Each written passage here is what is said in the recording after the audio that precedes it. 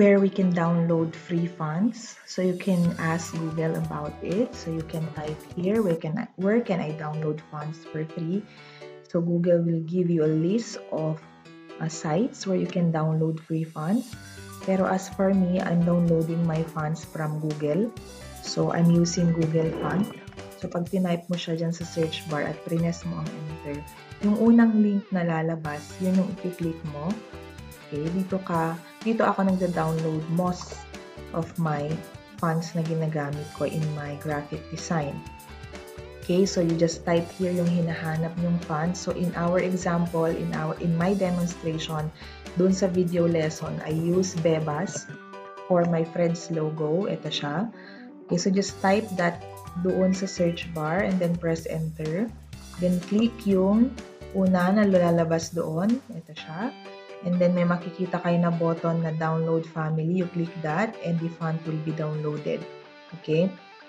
And then just show in folder by clicking this arrow. Show in folder para makita mo kung saan siya na-download. So nasa downloads siya and naka-zip siya. So you right-click that and unzip.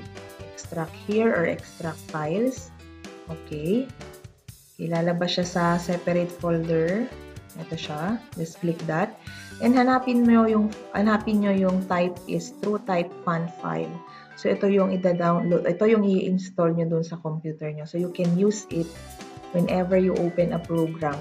Okay, so you right-click that file type, and then click install. Pag-click mo na install, mag-i-install na yan. Kung hindi naka-install sa computer mo yan. Pero kung naka-install at clinic mo ang install, lalabas ito. So install na siya sa computer ko. So I will not replace yung dating naka-install. So I will close this. Pero kung kayo, ganito yung lalabas, mag-i-install siya. And it's important na kung gagamitin mo na siya, for example, naka-open yung Adobe Illustrator mo ngayon, you need to close Adobe Illustrator and reopen it for the new font to take effect. Okay, importante na i-close mo muna and then open mo ulit yung program para mag-take effect yung bagong installed na font. Okay? So, that's how you install a font in your computer, and yun yung mga pinakita ko na una, dun kayo pwedeng mag-download ng mga fonts ninyo. Okay? So, thank you guys!